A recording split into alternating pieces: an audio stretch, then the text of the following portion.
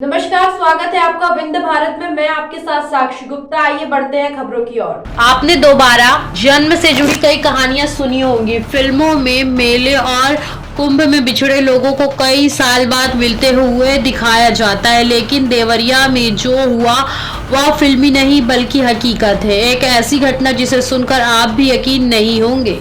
यह एक लड़का जिसे 12 साल पहले मरा हुआ मान लिया गया था, उसने 15 साल बाद घर वापसी की। जरा सोचिए, जिस बेटे को माँ ने मरा हुआ मान लिया था, अपने उस बेटे को 15 साल बाद पाकर माँ और घर वालों की खुशी का क्या ठिकाना रहा होगा। मामला भागलपुर ब्लॉक से मुरासू गांव का है। दरअसल यूपी के देवरिया जिले में 15 साल बाद बेटा जिंदा लौटा है। परिवार वालों का कहना है कि 15 साल पहले मेरे बेटे को सांप ने काट लिया था।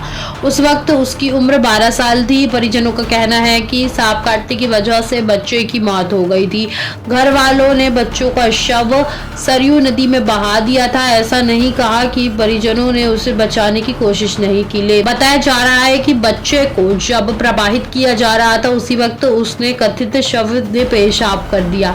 ऐसे में उसके जिंदा होने की उम्मीद में परिजन उसे डॉक्टर के पास ले गए, लेकिन डॉक्टर ने उसे मृत घोषित कर दिया। लाचार हालत में परिजनों ने बच्चों को स्थानीय मान्यता के अनुसार घड़े और केले में बांधकर प्रवाहित कर दिया।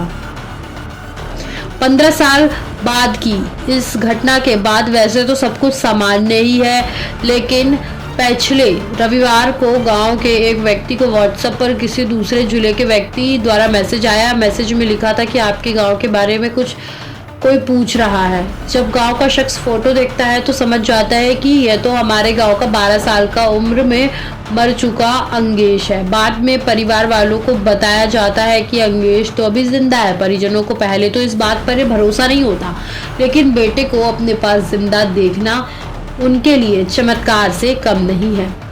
अंगेश ने अपने 15 साल तक की कहानी के बारे में बताया। 7 साल तक में वह एक सपेरे के पास रहा, उसी ने परिवार के साथ वो रहा। वह कहता है कि 7 साल बाद हरियाणा में बेच दिया गया था, जहाँ पर मैं गाय भैंस चराता था। एक दिन अचानक उसे घर की बहुत याद आई और एक बार एक ट्रक में बैठ गया, लेकिन उसे अपने गांव का रास्ता नहीं पता था और ना ही उसका नाम। हाँ, कुछ यादें उसके पास थी जिसके जरिए वो अपने परिजनों तक पहुंच गया।